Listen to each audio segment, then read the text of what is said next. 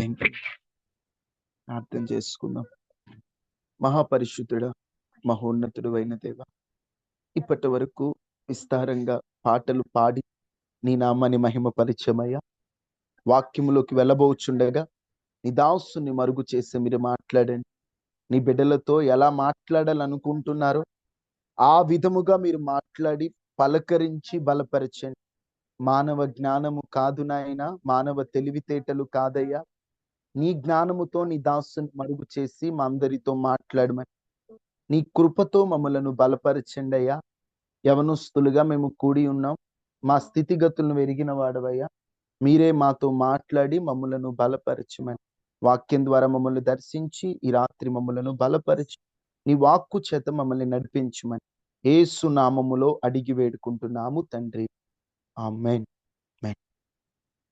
దేవునికి స్తోత్రాలు. ప్రత్యేకమైన ఈ యవనస్తుల కూడికలో ఈ విధముగా పాల్గొనిన మీ అందరికీ కూడా ప్రభువైన యేసుక్రీస్తు నామంలో నా హృదయపూర్వకమైన వందనాలు. ఓ చిన్న ప్రసంగాన్ని మీకు వినిపించాలని ఆశపడుతున్నాను. చిన్న ప్రసంగం, ఒక 20 నిమిషాలు మాత్రమే దేవుని వాక్యాన్ని పంచుకుంటాను. కానీ యవనస్తులైన మీరందరూ కూడా శ్రద్ధ కలిగి దేవుని వాక్యాన్ని వినాలి. అపవాది ఏం చేస్తాడంటే, పనికిరాని మాటలు విన్నంత ఇంట్రెస్ట్గా దేవుని మాటలు విననివ్వడు. మీరు కాకపోతే గమనించండి, సెల్ ఫోన్లో ఉపయోగం లేకుండా మన జీవితానికి ఉపయోగపడని వ్యక్తులతో గంటలు గంటలు మాట్లాడినప్పుడు గుర్తురాని టైము ఒక అర్ధగంట వాక్యాన్ని వింటేనే టైం వైపు ఎన్నోసార్లు చూస్తూ ఉంటాం. పనికిరాని వాళ్ళతో పనికిరాని మాటలు మాట్లాడినప్పుడు ఏం బోర్ కొట్టదు, కానీ వాక్యం వింటుంటే ఒక్కొక్కసారి ఎప్పుడైపోతుందా, టైం ఎంత అయింది అని చూస్తూ ఉంటాం. ఎందుకు అలా జరుగుతుందంటే, అపవాది దేవుని వాక్యాన్ని మనల్ని విననివ్వడు. ఎందుకంటే యవనస్తులు బలవంతులు, వారిని బలవంతులుగా మార్చేది దేవుని వాక్యం. అందుకని ఈరోజు యవనస్తులు, క్రైస్తవులైన యవనస్తులు మరి ముఖ్యంగా, వారికి వాక్యం తెలియకుండా పోతుంది. వారు మందిరానికి వెళ్తారు, వాయిద్యాలు వాయిస్తారు, పాటలు పాడతారు, వాక్యం చదువుతారు అందరి ముందు. కానీ వాళ్ళ పర్సనల్ లైఫ్కి వచ్చేసరికి వాక్యం వారికి తెలియదు. తెలిసినా వారు పాటించరు. వాక్యం పట్ల సరైన అవగాహన ఉండట్లేదు. కారణం ఏంటంటే, అపవాది వాక్యాన్ని వాళ్ళ హృదయాల్లో ఉండనివ్వట్లేదు. క్రైస్తవుల హృదయాల్లో వాక్యము లేకపోవడం వల్లే ఈ రోజున చిన్న చిన్న శోధనలకి మనం లొంగిపోతున్నాం. చిన్న చిన్న అపవాది ఉచ్చులో మనం పడిపోతున్నాం. ఒక్కొక్కసారి ఆలోచిస్తే, అదేంటి, నేను అలాంటి పాపం చేయడం ఏంటి, నేను దేవుణ్ణి ఎరిగిన వాడను కదా, ఎందుకు అలా ప్రవర్తించానని మనకు అనిపిస్తుంది. కానీ అలా మనం పడిపోవడానికి ముఖ్య కారణం మనలో వాక్యం లేకపోవడమే. అందుకని యవనస్తులారా, ఖాళీ దొరికితే వాక్యాన్ని వినండి, ఖాళీ దొరికితే వాక్యాన్ని చదవండి. వాక్యాన్ని చదవడం వల్ల ఎన్నో లాభాలు ఉన్నాయి. యవనస్తులకు అది అర్థం కావట్లేదు. వర్తమానంలోకి వెళ్లే ముందు ఈ ఒక్కసారి లాభాలను గమనించండి. వాక్యం మీరు ఎంత శ్రద్ధగా చదువుతారో, ఎంత వింటారో మీకు అంత ఉపయోగం. నీకు ఎన్నో సార్లు నేను చెప్పాను, నా సొంత మాటలు కాదు, బైబిల్ రీడింగ్ స్టాటిస్టిక్స్ వాళ్ళు చెప్తున్నారు, కొంతమంది బైబిల్ పండితులు చెప్తున్నారు, వాళ్ళు స్టడీ చేసి చెప్తున్నారు. బైబిల్ చదవడం వల్ల చాలా ఉపయోగాలు ఉన్నాయి. వాక్యాన్ని ఎక్కువగా వినడం వల్ల చాలా ప్రయోజనాలు ఉన్నాయి. ఎవరైతే వాక్యాన్ని ఎక్కువగా చదువుతారో వారట లోన్లీగా, అంటే నేను ఒంటరిని, నేను ఒంటరిదాన్ని, నాకెవరు లేరు అనేటువంటి ఫీలింగ్ అంట 30% తగ్గిందట, 30% తగ్గిందట వాక్యాన్ని చదవడం వల్ల. వాక్యాన్ని చదవకపోతే ఎప్పుడు కూడా నేను ఒంటరిదాన్ని, నాకెవరు లేరు, నేను అనాథని, దిక్కులేని దాన్ని, నేను ఒక్కడినే, నన్ను అర్థం చేసుకునే వాళ్ళు ఎవరు లేరని ఆ లోన్లీనెస్ వల్ల ఆత్మహత్యలు చేసుకునే వారు ఎంతో మంది ఉన్నారు. మీరు వాక్యాన్ని ఎక్కువగా వింటే, వాక్యాన్ని ఎక్కువగా చదివితే దేవుడు మీతో ఉన్నాడనేటువంటి ఆ విషయాన్ని మీరు గమనించగలుగుతారు. అలా గమనించడం వల్ల మీ జీవితంలో ఆ ఒంటరితనం పోయి, నేను ఒంటరిని కాదు, యేసుక్రీస్తు ప్రభువారు అంటారు కదా, నేను అనాథను కాదు, నేను ఒంటరి వాడిని కాదు, నా తండ్రి నాతో ఉన్నాడనేటువంటి ఒక ధైర్యం మీకు వస్తుంది. ఈరోజు యవనస్తులు చాలా మంది కూడా, నేను ఒంటరిదాన్ని, నేను ఒంటరిని, నాకంటూ ఎవరు లేరు, నేను ఎవరికి పనికిరాను, నేను ఉపయోగం లేదు నా బ్రతుకు, అలాగా ఎక్కువ ఫీల్ అయిపోతున్నారు. మీరు ఒకటి గమనించండి యవనస్తులారా, మీరు బైబిల్ ఎక్కువ చదివితే, వాక్యాన్ని ఎక్కువ వింటే దేవుడు మీతో ఉంటాడు. దయచేసి వాక్యాన్ని వినండి, నేర్చుకోండి, వాక్యాన్ని చదవండి. వాక్యాన్ని చదవడం వల్ల మీ బంధాలు బాంధవ్యాలు దాదాపు 43% అంట ఆ బంధాలలో ఆ చేదుతనం అనేది వంటిది లేదు. కలుస్తున్నారు. వాక్యాన్ని ఎక్కువ చదివేవాడు తల్లిదండ్రులను గౌరవిస్తాడు. వాక్యాన్ని ఎక్కువ చదివేవాడు పనికి మాలిన రిలేషన్స్ లో ఉండడు. వాక్యాన్ని ఎక్కువ వినేవాడు, వాక్య ప్రకారం ఉండేవాడు గొడవలకి దూరంగా ఉంటాడు. ఎందుకంటే వాక్యం చదవడం ద్వారా దాంపత్య బంధాన్నైనా కుటుంబ బంధాన్నైనా ఎలా కాపాడుకోవాలో వాక్యం నీకు నేర్పిస్తుంది. అందుకే వాక్యం చదవడం చాలా అవసరం. వాక్యం చదవడం అంత ఉపయోగం. అందుకే వాక్యం చదవండి. వాక్యం చదవడం వల్ల కోపతాపాలు, యాంగర్ ఇష్యూస్ 32% తగ్గాయట. వాక్యాన్ని చదివేవాడు ఊరికే కోప్పడడు, వాక్య ప్రకారం ఉండేవాడు. ఈరోజు యవనస్తులకు కోపం ఎక్కువ అండి. మా యవనస్తులు కోపం వస్తే బాగా ఎవరు మీద చూపిస్తారంటే, సెల్ ఫోన్ ఒకటి ఉంటుంది, వేసి కింద వేసి కొడతాడు. మళ్ళీ ఫోన్ పగిలిందని చెప్పేసి మళ్ళీ బాధపడతా ఉంటాడు. కోపం వస్తే గోడలు గుద్దుతాడు. ఈ యాంగర్ ఇష్యూస్ తగ్గాలంటే వాక్యం చదవాలి. చిన్నవాటికి కోపం, పెద్దవాటికి కోపం, కోపం పాపంగా మారుతుంది. కోప ప్రవాహానికి కుటుంబాలు కొట్టుకుపోతున్నాయి, అర్థం కావట్లేదు. ఆవేశంలో యవనస్తులారా వాక్యం చదవండి అయ్యా. వాక్యాన్ని చదివేవాడట ఆల్కహాలిక్ డ్రాప్స్ కి అంటే 57% దూరంగా ఉంటాడు. వ్యసనాలకి, మద్యపానానికి, ఆల్కహాల్ సంబంధించిన వ్యసనాలకి వాక్యం చదివేవాడు దూరంగా ఉంటాడు. వాక్యం చదవటం ద్వారా అంట sex out side of marriage drops. ఎవరైతే వాక్యాన్ని ఎక్కువ చదువుతారో వివాహానికి ముందు కానీ వివాహానికి తర్వాత కానీ వాడు ఆ పాప కామ సంబంధమైన అలవాట్లకి 68% దూరం అయిపోతాడంట వాక్యాన్ని చదవడం. ఈరోజు చాలా మంది యవనస్తులు వివాహాల ముందే తొందరపడటానికి కారణం వాక్యం వాళ్ళ మధ్యలో ఉండట్లేదు. వాక్యం చదవటం వల్ల ఆ పౌర్నోగ్రఫీ, పాపపు దృశ్యాల మీద 61% విజయం వస్తుందంట. చూడండి ఎంత ఉపయోగాలు ఉన్నాయో. మీరు ఒక్కసారైనా ప్రతిరోజు వాక్యం చదవండి యవనస్తులారా, ప్లీజ్ వాక్యాన్ని చదవండి. ఏవేవో మనసులో పెట్టుకొని దేవునికి దూరం అయిపోవద్దయ్యా. ఏవేవో మనసులో పెట్టుకొని దేవునికి దూరం అయిపోవద్దు. ఎందుకంటే దేవుడు తప్ప నమ్మకమైనటువంటి వారు ఎవరు లేరు. ఈరోజు చాలా మంది యవనస్తులు కొన్ని కారణాలు బట్టి దేవునికి దూరం అయిపోతున్నారు. ఎందుకు దూరం అయిపోతున్నావంటే, యవనస్తుని అడిగితే వాడంటాడు నేను కోరుకుంది జరగలేదంటాడు. అరే ఇప్పుడు కాకపోతే తర్వాత జరుగుతుంది, నువ్వు దేవుని విశ్వాసం ఉంచు. యవనస్తులారా, దేవుడు తప్ప మనకి ఎవరు లేరు. ఒక చిన్న వర్తమానాన్ని మీకు అలా జ్ఞాపకం చేసి నేను ముగిస్తాను. వాస్తవంగా ప్రతి మనిషికి, క్రైస్తవుడైనా క్రైస్తవుడు కాకపోయినా ప్రతి మనిషికి గురి ఉండాలి. గురి లేని బ్రతుకు గుడ్డి బ్రతుకు అంటారు. ఎందుకంటే తను ఒక పని చేస్తున్నప్పుడు ఎందుకు చేస్తున్నాడో ఆ పని తెలియకపోతే వాడు బుద్ధి లేనివాడు. వాడు ఒక మాటలో చెప్పాలంటే గుడ్డివాడితో సమానం. గురి ఉండాలి. గురి లేకపోతే విజయం రాదు. ఈ రోజున కొంతమంది పిల్లలు ఉన్నారు. అరే స్కూల్కి ఎందుకు వెళ్తున్నారా అని అడిగామనుకోండి, వాడు అంటాడు మా నాన్న తంతాడు కాబట్టి వెళ్తున్నాను అన్నాడు. వాళ్ళ నాన్న తంతాడు కాబట్టి వెళ్ళినోడు ఎప్పటికైనా పై స్థాయికి రాగలడా? అలా కాకుండా ఇంకొకడు, మా నాన్నగారు చిన్న ఉద్యోగం చేస్తున్నారు, చిన్న పని చేస్తున్నారు, మా నాన్నగారు 4th క్లాస్ ఎంప్లాయ్, నేను గెస్టెడ్ ఆఫీసర్ అవ్వాలి, అందుకే నేను స్కూల్కి వెళ్తున్నాను అన్నాడు అనుకోండి. వీళ్ళిద్దరిలో ఎవరు బాగా చదవగలుగుతారు? మీరు చెప్పండి. మొదటోడు బాగా చదవగలడా? రెండో వాడు బాగా చదవగలడా? ఒకడున్నాడు ఎందుకు వెళ్తున్నాడు తెలియదు, ఊరికే పోతున్నాడు. ఇంకొకడు ఉన్నాడు, మా నాన్న కష్టపడుతున్నాడు, ఆయన కష్టాన్ని నేను చూస్తున్నాను, ఆయన ఇబ్బంది పడుతుంటే నేను చూస్తున్నాను, మా నాన్నగారి కంటే మంచి ఎంప్లాయ్ నేను అవ్వాలి, మా నాన్న కష్టాలు తీర్చాలని ఒకడు వెళ్తున్నాడు. వీళ్ళిద్దరు ఎవరు బాగా చదవగలుగుతారు? రెండో వాడు. ఎందుకు రెండో వాడు? వాడికి ఒక గురు ఉంది. వాడు ఎందుకు చదువుకుంటున్నాడో ఒక అవగాహన ఉంది. ఈరోజు చాలా మంది యవనస్తులకి చదువనే కాదు, జీవితంలో అవగాహన ఉండట్లేదు. తాను ఎందుకు ఆ పని చేస్తున్నాడో తెలియట్లేదు. ఆ అవగాహన లేకపోవడం వల్ల జీవితాలు పాడైపోతున్నాయి. అవగాహన లేక, గురి లేక, దర్శనం లేక ముందుకెళ్ళిపోతున్నాను. దర్శనం అంటే ఒక విజన్, ఒక ఉద్దేశం. నేను ఈ పని చేయడానికి కారణం ఇది, దర్శనం ఇది అనేటువంటి ఒక ఉద్దేశం ఉండాలి. ఈరోజు నీకుందా ఉద్దేశం? నీకుందా గురుందా? గురి కలిగి ముందుకెళ్తున్నావా? లక్ష్యం ఉందా? లక్ష్యం కలిగి ముందుకెళ్తున్నావా? ఒకసారి నువ్వే ఆలోచించు. గురుందా? ఒక అవగాహన అనేటువంటిది ఉందా? నువ్వు ఒక అమ్మాయితో మాట్లాడుతున్నావు. ఎందుకు మాట్లాడుతున్నావు? ఒక గురుందా? నేను ఈ అమ్మాయితో మాట్లాడడానికి ఇది కారణం. లేదండి. లేకపోతే పాపపు ఆలోచనలు. అంటే ఈరోజు మనిషి గురి లేకుండా బతికేస్తున్నాడు. క్రైస్తవ యవనస్తుడు గురి లేని వాడు కాదు. వాడు గురి కలిగి బ్రతకాలి. ఈ రోజున మన గురి ఎలా ఉండాలంటే దేవుని వాక్యంలో ఉంటది. ఒక మాట తీయండమ్మా. దేవుని వాక్యంలో ఉంటది. బైబిల్ ఉన్న ప్రతి ఒక్కరు కూడా ఆ మాట తీయండి. హబక్కూకు గ్రంథం 2వ అధ్యాయం 2-3 వచనాలు.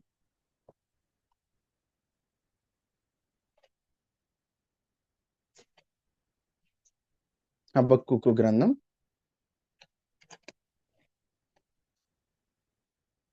2వ అధ్యాయం 2వ వచనం.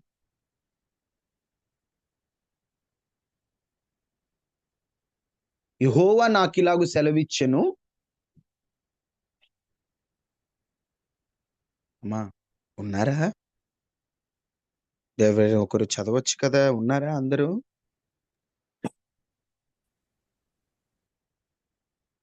Praise the lord. నా వాయిస్ వినిపిస్తుందా? యెహోవా నాకిలాగ సెలవిచ్చెను. చదువువాడు పరిగెత్తుచు చదువ వీలగునట్లు నీవు ఆ దర్శన విషయమును పలక మీద స్పష్టముగా వ్రాయుము. ఒక్కసారి ఈ వచనం చదివాక ముందుకెళ్దాం. యెహోవా నాకిలాగు సెలవిచ్చెను. చదువువాడు పరిగెత్తుచు చదవ వీలగునట్లు ఆ దర్శన విషయము పలక మీద స్పష్టంగా వ్రాయి. ఆ దర్శన విషయము నిర్ణయ కాలమున జరుగును, సమాప్తమగుటకై ఆతురపడుచున్నది. అది తప్పక నెరవేరును. అది ఆలస్యముగా వచ్చినను దాని కొరకు కనిపెట్టుము. అది తప్పక జరుగును, జాగు చేయకవచ్చును. ఒక్కసారి ఈ మాటను గమనిస్తే ఈయన అంటున్నాడు, యెహోవా నాకు ఇలాగూ సెలవిచ్చాను. దేవుడు నాకు ఇట్లా చెప్తున్నాడు. చదివేవాడు పరిగెత్తుచు చదువు వీలగునట్లు. అమ్మా, ఒక వ్యక్తి పరిగెడుతున్నాడు అనుకుందాం. పరిగెత్తేవాడు గోడ మీద ఉన్నది చదవాలంటే ఆ రాసేది చిన్నగా రాయాలా, స్పష్టంగా పెద్దగా రాయాలా? పెద్దగా రాయాలి. స్పష్టంగా పెద్దగా పెద్దగా రాయాలి కదా.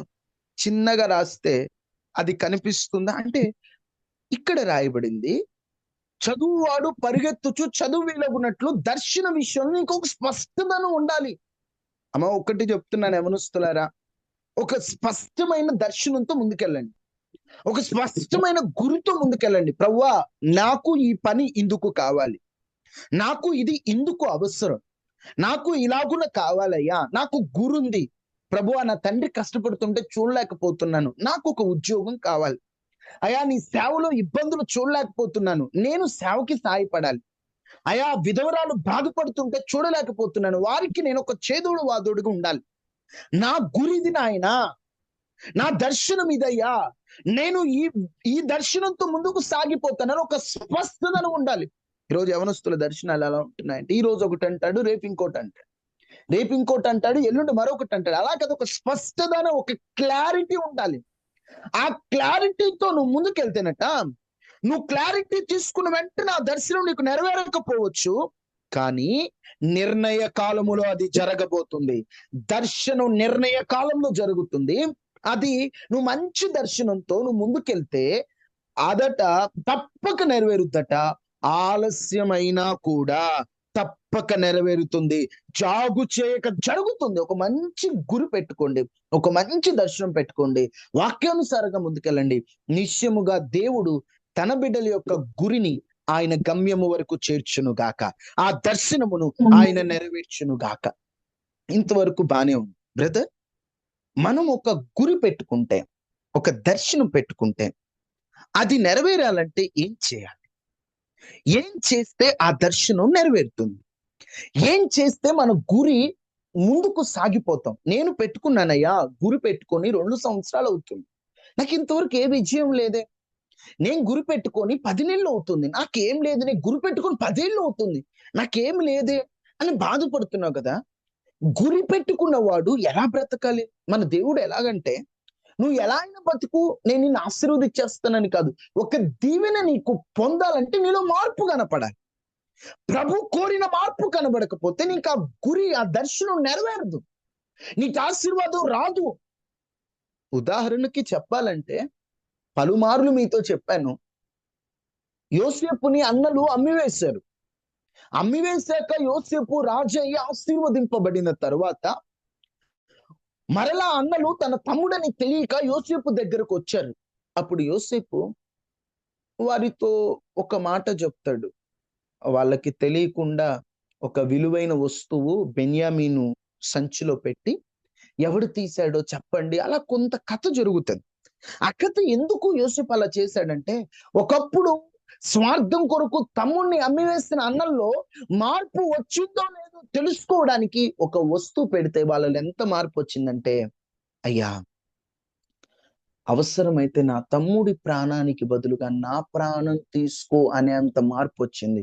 అప్పుడు వాళ్ళలో మార్పు గమనించిన యోసేపు వారిని మరలా రాజ్యానికి పిలిచి వారికి కావాల్సిందంత ఇచ్చాడు. ఒక మామూలు మనిషి మార్పును బట్టి వాళ్ళకి కొన్ని ఇవ్వాలో లేదో ఆలోచిస్తుంటే, నీవు గురిని పెట్టుకున్నావు, నీలో మార్పు లేకుండా నీకు దేవుడు ఎన్ని ఇచ్చేం ఉపయోగం చెప్పు? ఈరోజు యవనొస్తున్నావు అంటున్నావు, ప్రభువా నాకు ఉద్యోగం ఇచ్చేస్తే నేను నీ సేవకి ఉపయోగపడతాను, నాకు ఉద్యోగం ఇస్తే పేదలకు హెల్ప్ చేసేస్తాను. కానీ నీకున్న స్వభావం ఇప్పుడు ఇలా అంటున్నావు, నువ్వు ఉద్యోగం వచ్చిన వెంటనే పోయి తీసుకెళ్ళి ఇంకో పిల్లకు పెట్టేస్తావేమో, పోయి తీసుకెళ్ళి ఇంకో పిల్లోడికి పెట్టేస్తావేమో, పోయి తీసుకెళ్ళి పాపానికి వాడేస్తావేమో. నీకు దేవుడు ఇచ్చిన దాన్ని నువ్వు నమ్మకంగా కాపాడుకుంటావో లేదో తెలియాలంటే ముందు నిన్ను పరీక్షించాలి. ఆ పరీక్షలో నువ్వు ఉత్తీర్ణుడు అవ్వాలి. అప్పుడే దేవుడు నీవు కోరిన దాన్ని నీకు ఇస్తాడు. ఎందుకు ఆలస్యం చేస్తున్నాడు? ఎందుకు జాగు చేస్తున్నాడు? ఇవ్వాలని ఇష్టం లేకపోతే కోపం అంటే కాదు, తప్పకిచ్చ ఇస్తాను. తొందరగా అది ఆతురపడుతుంది, జాగు చేయకు వస్తుంది. కానీ నీలో మార్పు రావాలి. యవనస్తుడా, నీ మాటలో మార్పు, చూపులో మార్పు, తలంపులో మార్పు, ఉద్దేశంలో మార్పు, నీ స్వభావంలో మార్పు, నీ ఆలోచనలో మార్పు. ఆ మార్పులేమి రాకుండా నీకు ఆశీర్వాదం రాదు. ఆ మార్పే మన దేవుడు. నువ్వు ఎలా అయినా బతుకు, నాకు వచ్చి కాస్త కానుకీయంగా నేను దీవిచ్చేస్తానని దేవుడు కాదు. నీలో మార్పుని మొదటగా కోరే దేవుడు. నువ్వు నీ గురి ప్రకారంగా నెరవేరాలంటే నువ్వు చేయవలసినటువంటి 2-3 పనులు త్వరగా మీతో చెప్పి నేను ముగిస్తాను. త్వరగా దేవుని వాక్యాన్ని చూడండి. ప్రసంగి గ్రంథం 9వ అధ్యాయం 11వ వచనం. దేవుడు నీ గురిలో నీకు విజయాన్ని ఇవ్వాలంటే నువ్వేం చేయాలి? ఏం చేస్తే దేవుడు నీకు విజయాన్ని ఇస్తాడు? ప్రసంగి 9:11.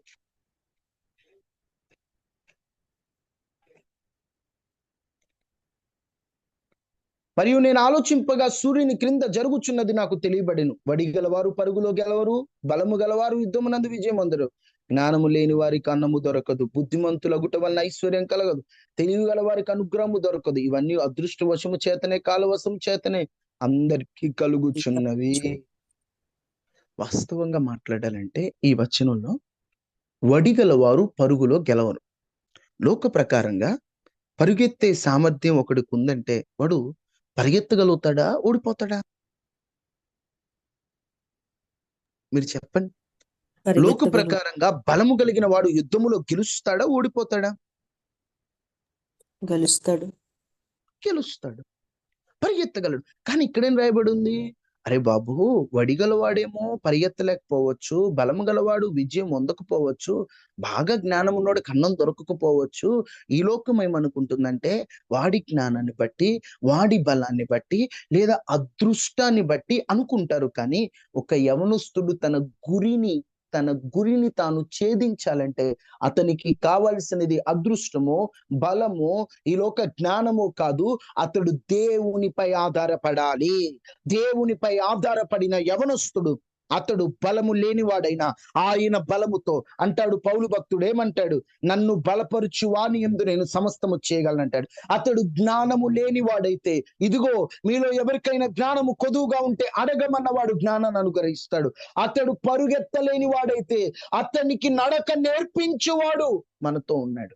ఒకటి యవనస్తుల, మీ గురి సాధించాలంటే మీ జ్ఞానంపై ఆధారపడద్దు, మీ తెలివిపై ఆధారపడద్దు, మీ బలముపై ఆధారపడద్దు, మీకున్నటువంటి శక్తి సామర్థ్యాల మీద, ధనం మీద ఆధారపడద్దు.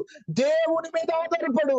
దేవుని మీద ఆధారపడిన వాడిని దేవుడే నడిపిస్తాడు, దేవుడే గెలిపిస్తాడు, దేవుడే చూసుకుంటాడు. మనుషుల మీద ఆధారపడిన వాడు సిగ్గుపడ్డాడు, రాజును నమ్ముకున్న వాడు ఓడిపోయాడు. కానీ జీవము కలిగిన దేవుని నమ్ముకున్నవాడు వాడికనెన్నటికీ సిగ్గునందడు. వాడు నమ్మినది మనుషులని కాదు, వాడు నమ్మినది ఈ లోక రాజులని కాదు, రాజులకు రాజుని, ప్రభువులకు ప్రభువుని, జీవము కలిగిన దేవుణ్ణి నమ్మాడు. అలాంటప్పుడు ఆ దేవుడు నీ గురిని ఎందుకు ఛేదించనివ్వకుండా చేస్తాడు? నీ గురి నువ్వు ఛేదించాలంటే ముందు దేవునిపై, ప్రతి విషయం దేవునిపై ప్రతి విషయం మోకాల మీద పడడం, దేవునిపై ఆధారపడడం. దేవుని మీద ఆధారపడినప్పుడు ఒక్కొక్కసారి అపజయం వస్తుందేమో, కానీ అపజయము నిన్ను విజయానికి వెళ్ళనీయకుండా చేయడానికి కాదు, విజయ బాటలో నిన్ను ఊరేగించుటకే అపజయం వచ్చిందని మర్చిపోవద్దు. ఒక అపజయం నిన్ను ఓడిపోయేటట్టు చేయడానికి కాదు, నీకు ఓటమి నుండి పాఠము నేర్పించడానికి. రోజు నువ్వు ఎలా ఉన్నావు? లక్ష్యం కలిగిన నీవు నిర్లక్ష్యంగా బ్రతకొచ్చా? ఈరోజు ఎలా నడుచుకుంటున్నావు? నీ స్వభావం ఎలా ఉంది? నీ జీవితం ఎలా ఉంది?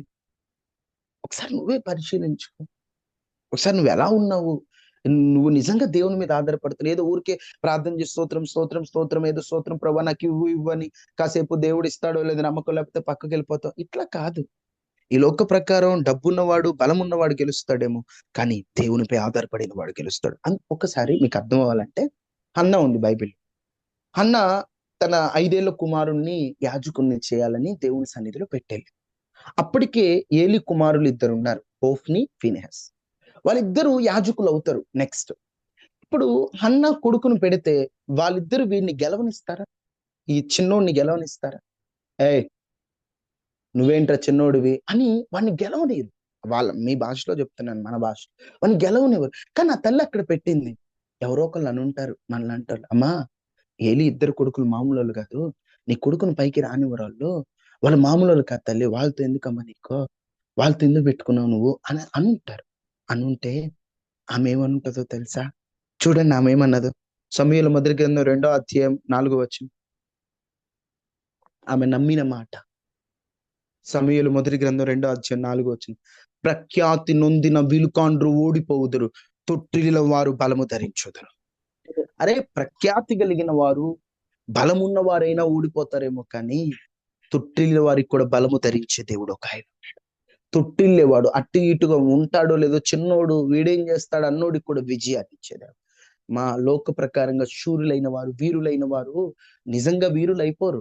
అందుకని యేసన్ గారు ఒక పాటలో పాడతారు, శూరులు నీ ఎదుట వీరులు కారెన్నడు. శూరులైన వారు దేవుని ఎదుట వీరులు కాలేదు. ఈ రోజుల్లో, ఈ లోకంలో మనుషులకి, అన్యులకి బలం ఉంది, ధనం ఉంది, ఇక అన్నీ ఉన్నాయేమో.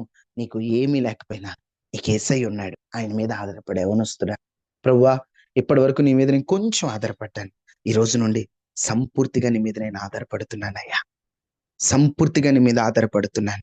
నా విజయం నువ్వే యేసయ్యా, నీ మీదే నేను ఆధారపడుతున్నానయ్యా.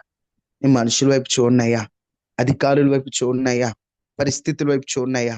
నేను నీ మీద ఆధారపడుతున్నా, నేను నీ మీద ఆధారపడుతున్నా, నేను నీ మీద ఆధారపడుతున్నాను. ఆయన మీద ఆధారపడు, ఆయనే నీకు విజయాన్ని అనుగ్రహిస్తాడు. నెంబర్ 1, నీ గురి నువ్వు ఛేదించాలంటే దేవుని మీద ఆధారపడాలి. 2 ఎవరి మీద ఆధారపడాలి? ఫస్ట్ దేవుని మీద ఆధారపడడం అంటే ఏదో చిన్న ప్రార్థన చేసి వచ్చేయడం కాదు, సంపూర్తిగా ప్రభు మీద ఆధారపడాలి. ఎందుకంటే ఆయన్ని ఆధారం చేసుకున్న వారు ఎన్నటికీ సిగ్గునవుతారు. 2 యవనస్తులైన మన గురి సాధించాలంటే, సామెతల గ్రంథం ఎప్పుడు మీతో చెప్పే మాట, ఎప్పుడు చెప్పే మాట 14:23. ఏ కష్టము చేసినను లాభమే కలుగును, ఒట్టి మాటలు లేమిడికి కారణం. అమ్మ మీరు ఒకటి గమనించండి. 1, యవనస్తులు గురి సాధించాలంటే దేవుని మీద ఆధారపడాలి. 2, కష్టం పైన కూడా ఆధారపడాలి. దేని మీద? కష్టం మీద. ఈ రోజుల్లో కష్టపడట్లేదు మనం. మరి ముఖ్యంగా యవనస్తులు. కష్టపడకపోతే మనకు విజయం ఎలా వస్తది? ఎంత కష్టపడాలో తెలుసా ఈ రోజుల్లో? ఎప్పుడో స్టైల్‌గా కాలేజీకెళ్ళొచ్చి, స్టైల్‌గా ఎళ్ళొచ్చి, ఏదో ఉదయం ఒక గంట పట్టుకొని, సాయంత్రం ఒక గంట పట్టుకొని, నాకు విజయం రావట్లేదు, నాకు జాబ్ రావట్లేదంటే కష్టం కదా! నువ్వు ఎంత కష్టపడాలో తెలుసా? ఎంత కష్టపడే మనసుంది. ఈరోజు యవనస్తులు కష్టపడుతున్నారా? నిజం చెప్పండి. ఈరోజు బాగా సుఖం ఎక్కువైపోయింది. క్లాస్‌లోకెళ్ళాలంటే ఏసీ ఉండాలి. బస్సుండాలి. అన్నీ అవైలబుల్. కష్టపడే మనస్సే లేదు. చదువుకోవాలంటే స్టడీ చైర్ ఉండాలి.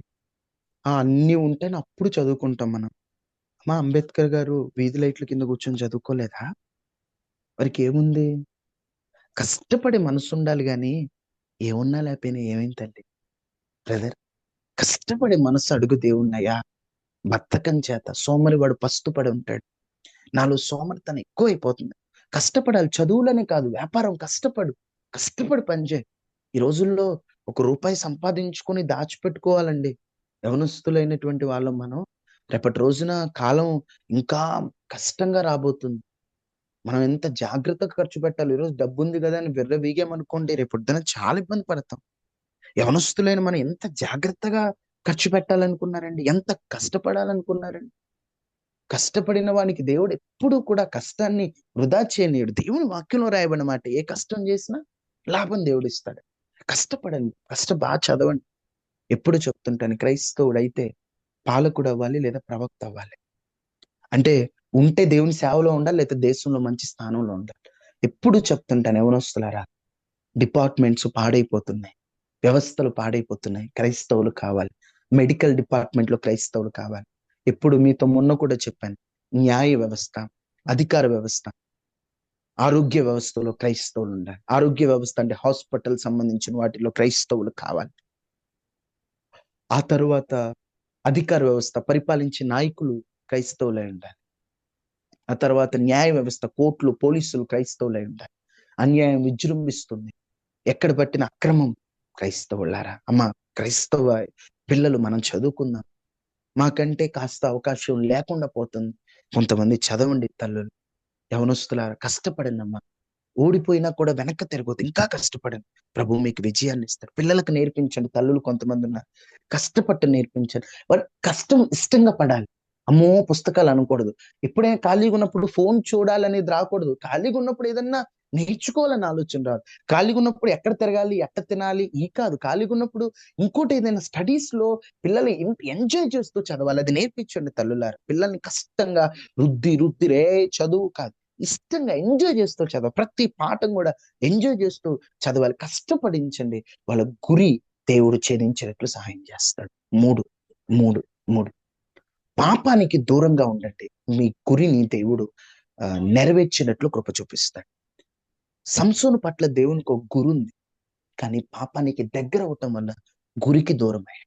చాలా మంది యవనస్తుల్లో నాలెడ్జ్ తగ్గిపోవడానికి కారణం డీవియేషన్స్. అవి, ఇవి. ఎందుకవి? ఫోన్ ఎందుకు? చదువుకోవడానికి అంటారు. ఇన్‌స్టాగ్రామ్ ఎందుకు? చదువుకునేవాడికి. సరే అప్పుడప్పుడు వాడాలి గదా! ఇప్పుడదినా? మనం ఎలా ఉన్నాం? ఫేస్‌బుక్ ఎందుకు? వాట్సాప్ ఎందుకు? నీ డీవియేషన్స్ అమ్మో! నా స్టడీ నుంచి డిస్టర్బ్ చేస్తే మొద్దు పాపపు సంబంధమైనవి దూరం పెట్టాలి గదా! లోక ప్రేమలెందుకు? ఏం ఒక వయసొచ్చేంత వరకు, పెండ్లి వయసొచ్చేంత వరకు యవనస్తులకి నేను మొత్తుకొని చెప్పేదొకటి, ప్రేమ గురించి ఆలోచించొద్దు. అది ఒక వ్యసనం. ఒక మాటలో చెప్పాలంటే యవనస్తుల జీవితాలను నాశనం చేయడానికి సాతాను ఏర్పరిచిన ఒక పన్నాగం. ప్లీజ్ ఐ రిక్వెస్ట్ యవనస్తులు, వద్దు ప్రేమను. నేను ఇష్టపడ్డాను. నేను చేసుకుంటా. ఏం తెలిసి ఇష్టపడుతుంది? వద్దు. నీ గురి మీద దృష్టి పెట్టు. ఇప్పుడు గురి మీద దృష్టి పెట్టాల్సిన వయసులో అమ్మాయి మీద దృష్టి పెట్టావనుకో, గురి మీద దృష్టి పెట్టాల్సిన వయసులో అబ్బాయి మీద దృష్టి పెట్టావనుకో, నీ గురి ఎప్పుడు సాధిస్తావు? అమ్మాయి 25 ఏళ్ళకైనా వస్తది. గురికి సమయం ఉంది. ఇప్పుడు చాలా మంది సిస్టర్స్ నాతో అంటారు, బ్రదర్ మాకు అవకాశం లేదు. ఇప్పుడుంటే చదువుకోవచ్చు మేము. మాకు 40 వచ్చేసి నువ్వేం చదువుతాం మేమిక అంటారు. అంటే వాళ్ళకి అవకాశం లేక వాళ్ళు బాధపడుతుంటే, నీకు అవకాశం ఉంటే అది ఎతకాల్సిన టైంలో ఇది ఎతుకుతున్నావు. ఇది ఎప్పుడైనా దొరుకుతది గదా నీకు. అది కదా ముఖ్యం. దేవుణ్ణి వెతుకు, నీ గురిని వెతుకు, నీ ఆశయాన్ని వెతుకు. తల్లిదండ్రుల కష్టం, ఒకవైపు అమ్మా నాన్న అంత కష్టపడుతుంటే, లేనోళ్ళు బాధపడుతుంటే ఉండి వాళ్ళని ఎందుకు ఏడిపిస్తున్నావు? కష్టపడండి. తల్లిదండ్రులు బాధ పెట్టొద్దు. ఎందుకంటే తండ్రిని అపవసించి తల్లి మాట దూషించిన వాని కన్ను లోయకాకులు పీకుతాయని వాక్యం చెప్తుంది. వద్దు, శాపాన్ని కొని తెచ్చుకోవద్దు. ఆశీర్వాదానికి వారసులుగా మనం ఉండాలి. దీవెన పొందేవారిగా మనం ఉండాలి. దీవెన ప్రకారంగా నడిచేవారిగా మనం ఉండాలి. పరిశుద్ధతపై సాగిపోయేటట్లు ఉండాలి. జీవితాన్ని నాశనం చేసుకోవద్దు. తల్లిదండ్రులకు లోబడండి, కష్టపడండి, ప్రభు కొరకు నిలబడండి, దేవునిలో బ్రతకండి, దేవుని కోసం బ్రతకండి, దేవునితో బ్రతకండి. మీ యవన జీవితాలు ఆశీర్వాదకరంగా మారును గాక. ఆమేన్, ఆమేన్. చిన్న వర్తమానం, టైం లేక అందరూ కళ్ళు మూసుకోండి, ప్రార్థన చేసుకుందాం. అందరూ కళ్ళు మూసుకోండి, చిన్న ప్రార్థన. అయ్యా, గురి లేని బ్రతుకు గుడ్డి బ్రతికే కదా. లక్ష్యం ఉన్నవాడు నిర్లక్ష్యంగా బ్రతకడు కదా. నాలో లక్ష్యం ఉంది, కానీ నాలో నిర్లక్ష్యం ఉంది. నాకు సరైన గురి లేదు, నేను ఎటు వెళ్ళాలి? పాపం నన్ను ఆకర్షిస్తుంది, పాపపు సంబంధమైన ఆకర్షిస్తున్నాయి. నా గురి అది కాదు, కానీ నా మనసు అట్టయిపోతుంది. ఏం చేయాలో నాకు తెలియట్లేదయ్యా, ఎటు పోవాలో నాకు తెలియట్లేదయ్యా. బాధగా ఉంటుంది. నాయనా, సాయం చేయగలిగిన వాడు నీవే కదా. నా యవన జీవితం నీకు అప్పగిస్తున్నానయ్యా. పరిశుద్ధుడా, నీవు తప్ప మాకెవరు లేరు. ప్లీజ్ యేసయ్యా, మమ్మల్ని కనికరించండి. ప్రార్థన చేసుకో, ప్రార్థన చేద్దాం. మహాపరిశుద్ధుడా, మహోన్నతుడా, దర్శనం స్పష్టదనంతో ముందుకు సాగిపోవాలి. ఆలస్యం లేకుండా కార్యాన్ని చేస్తానన్నా. ఈరోజు ఈ కూడికలో పాల్గొన్న యవనస్తులను, తల్లులను జ్ఞాపకం చేసుకుని, ఏ తల్లి తన బిడ్డ కొరకు కన్నీరు కారుస్తుందో ఆ బిడ్డను చూడండి. ఏ యవనస్తుడు, యవనస్తురాలు తన భవిష్యత్తు కొరకు ఆలోచిస్తున్నారో వారిని దీవించండి. మా అందరి భవిష్యత్తులో ఆశీర్వాదకరంగా మారాలి. నీ కార్యం కొరకు కనిపెడుతున్నాం. కన్నీటితో ఉన్న నీ బిడ్డను ఓదార్చండి. ఆదరణ లేని వారిని ఆదరించండి. ధైర్యం లేని వారిని ధైర్యంతో నింపండి. యవనస్తుల భవిష్యత్తులో గురిని ఛేదించినట్లు వారికి గమ్యాన్ని చూపించండి. భయముతో ఉన్న వారికి ధైర్యాన్ని ఇవ్వండి. ఓదార్పు లేని వారికి ఓదార్పునివ్వండి. ఆదరణ లేని వారికి ఆదరణ ఇవ్వండి. కన్నీటితో ఉన్న వారికి కన్నీరు తొడవండి. ఒంటరితనంగా ఫీల్ అవుతున్న వారికి ధైర్యాన్ని ఇవ్వండి. మా యవన భవిష్యత్తులను ఆశీర్వదించండి. ఈ కొడుకులో పాల్గొన్న యవనస్తులందరూ మీరు దీవించండి. వారి కన్నీరు తొడవండి, వారి భవిష్యత్తును దీవించమని. అయ్యా, రేపు ఉదయకాల ప్రార్థన కూడా ఘనంగా జరిగించి కొడుకులో పాల్గొన్న వారందరినీ దీవించండి. యేసు నామములో అడిగి వేడుకుంటున్నాం తండ్రి. ఆమేన్, ఆమేన్, ఆమేన్. తండ్రి అయిన దేవుని ప్రేమ, కుమారుడైన యేసుక్రీస్తు వారి కృప, పరిశుద్ధాత్మ అన్యోన్య సహవాసం మనకి మన కుటుంబాలకి ఎల్లప్పుడూ ప్రభు కృపతోడైన కాక. ఆమేన్. Praise Lord brother. మా అందరికి వందనాలమ్మా.